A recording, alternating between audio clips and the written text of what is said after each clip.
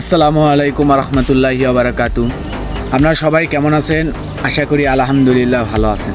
আপনারা জানেন যে আমাদের বঙ্গমাতা দেশনেত্রী বেগম খালেদা জিয়া ম্যাডাম গুরুতর অসুস্থ।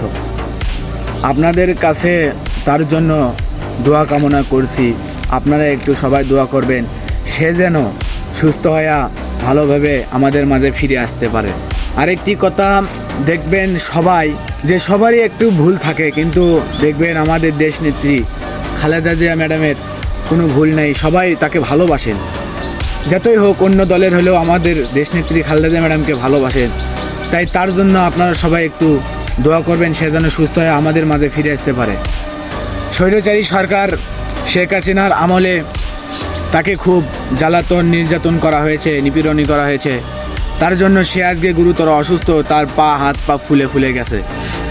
আপনাদের কাছে একটাই অনুরোধ, আপনারা সবাই তার জন্য দোয়া করবেন, সে যেন সুস্থ হয়ে আমাদের মাঝে ফিরে আসতে পারে। ধন্যবাদ।